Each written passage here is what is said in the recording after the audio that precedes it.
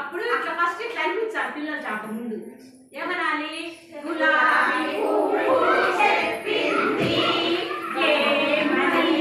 ఏమని పూలరాణిని నేనని ఏమని చెమంతి పువ్వు చెప్పింది చెమంతి పువ్వు చెప్పింది